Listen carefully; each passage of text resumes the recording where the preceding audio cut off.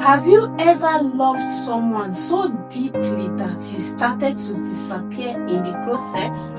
You found yourself constantly checking if they were okay, if they were happy, if they still wanted you. And somewhere along the way, without even realizing it, you stopped checking on yourself. That right there is where the act of emotional detachment begins. Not in coldness, not in indifference, but in the sacred act of remembering that you exist too. Emotional detachment is one of the most misunderstood concepts in the world of healing and relationships. People often think it means becoming heartless, like shutting down your feelings or cutting people off. But that is not detachment, that's avoidance. It is what happens when pain overwhelms us and our defense mechanisms take over. True detachment, healthy detachment, is not about building walls, it is about building balance. It is about learning how to love fully without surrendering your peace as collateral.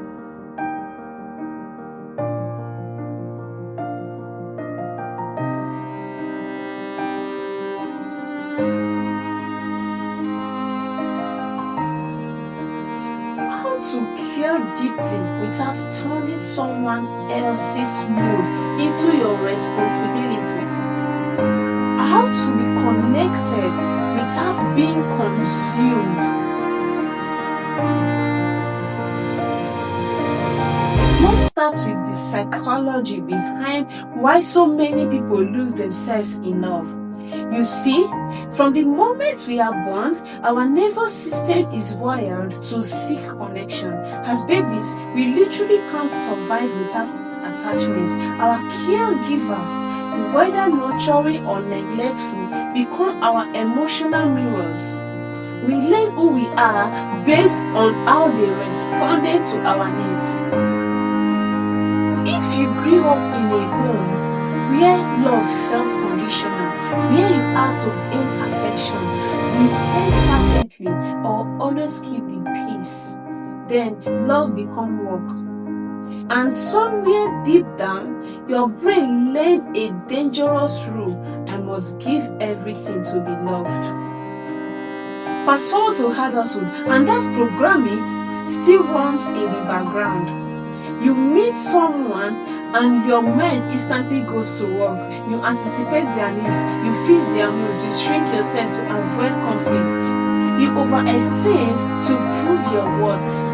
And in the process, your sense of self begins to fade. I once had a client, let's call her Ada. Ada was brilliant, compassionate, and deeply loyal. But every relationship she'd entered followed the same script. She started as the giver and ended up as the ghost of herself. When we unpacked her story, she said something that broke my heart. I just don't know how to love without losing myself. That is when I told her something I want to tell you too. Loving someone deeply does not mean abandoning yourself quietly. You are not supposed to disappear just because you care. The right kind of love will invite you to show up, not shrink down. Let's break this down psychologically. There are two unhealthy extremes people fall into when they misunderstand emotional detachment. One, over-attachment. You made your emotions with someone else's. If they are sad, you are sad. If they are anxious, you can't rest. You feel responsible for their well-being, like their happiness depends on your constant care. Two, emotional shutdown, avoidance. You have been hurt so much that your mind decides no one gets close again. You build an emotional fortress. You don't let people in, not because you don't care, but because you care too much and fear being consumed again. But extremes come from the same roots: fear of abandonment, fear of rejection, fear of being unseen. But real emotional detachment, the kind that leads to peace, is built on trust. A trust that you can love someone and still be okay if they leave. Trust that you can care without controlling. Trust that their emotions don't have to detect your stability. Here is something to think about. When you constantly attach your peace to someone else's behavior, you give them remote control over your emotional life. Every smile, every silence, every text becomes a trigger. You wake up happy until they ignore your message. You go to bed sad because they didn't reassure you enough. Your mood lives on the leash of their approval. That is not love. That is emotional dependency, wearing love's perfume. And it always leaves you empty. So, how do we begin the act of emotional detachment? It starts with awareness. Start noticing how often your emotions depend on someone else's. Notice how many of your decisions are made from fear of losing them rather than love for yourself. Ask yourself, am I showing up as me or as who I think they want me to be? Do I silence myself to keep the peace? Do I give more than I have, hoping they will finally see my words? Awareness is like turning on the lights in a room you have been stumbling through in the dark. It doesn't fix everything immediately, but it stops you from bumping into same pain over and over again. Step 2 is reclaiming your emotional space. In psychology, there is something called self-differentiation. It is the ability to be close to others while staying grounded in your own identity. It means learning to say, I can love you, but I am still me. I can be here for you, but I won't abandon myself. I can empathize with your pain, but I won't drown in it. You are not being selfish for needing space. You are being responsible for your energy, because when your sense of self erodes, your love becomes performance, not presence. I remember once sitting with a couple in therapy. They loved each other, but they were exhausted. Every argument felt like a tug of war over control and validation. The breakthrough came when one of them said, I finally realized I was trying to make you feel okay, so I could feel okay. That is the core of emotional entanglement. When your peace depends on someone else's reaction.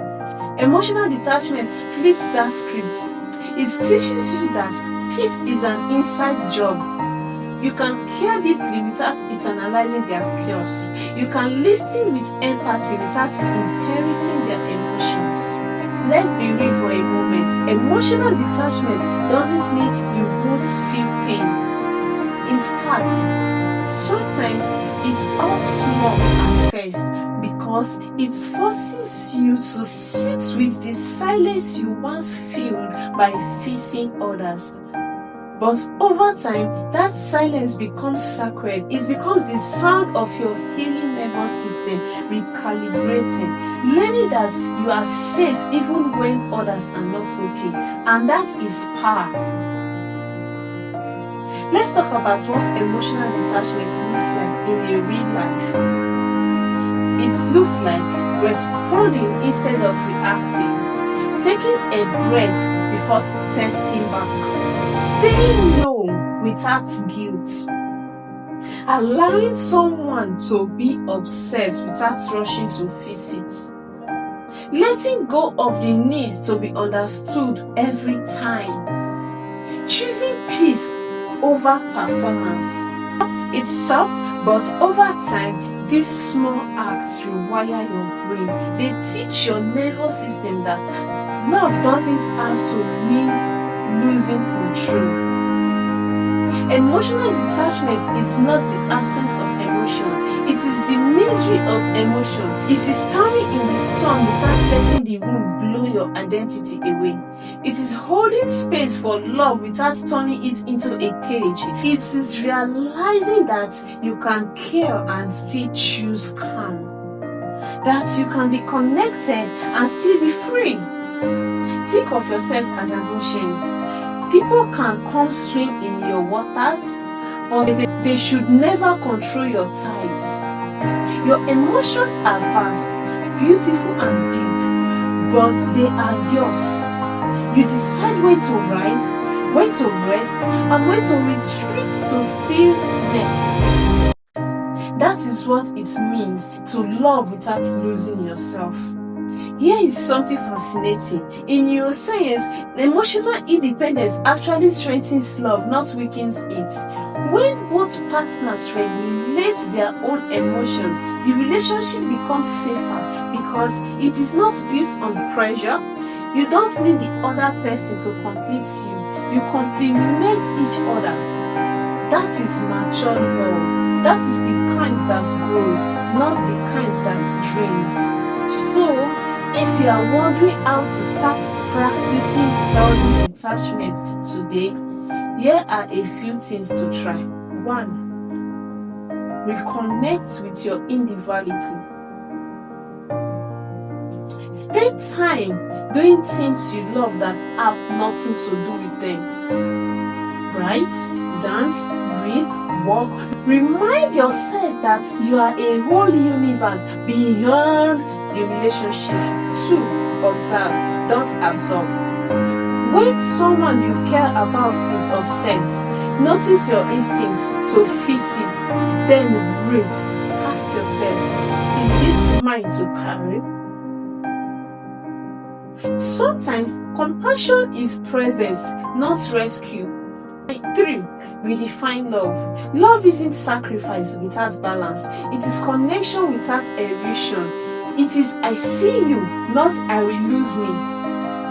4. Rebuild your inner anchor.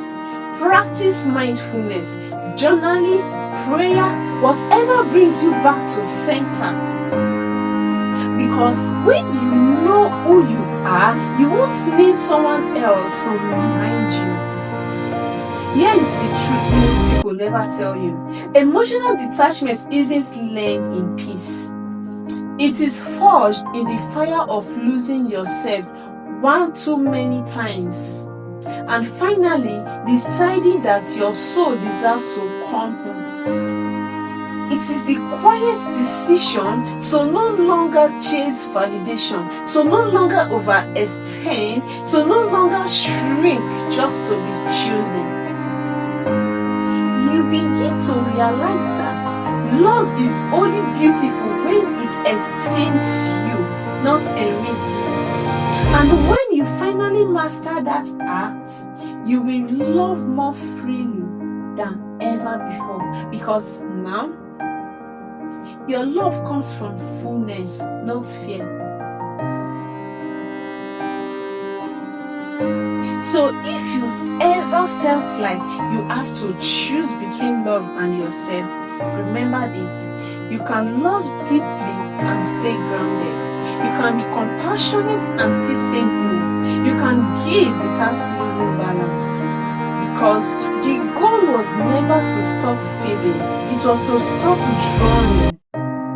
That is the art of emotional detachment.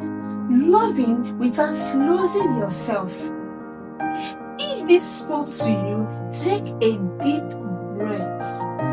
You are learning to love in a healthier way, and that is a form of evolution most people never reach. Subscribe, stay connected, and let's keep healing together, one awakening at a time.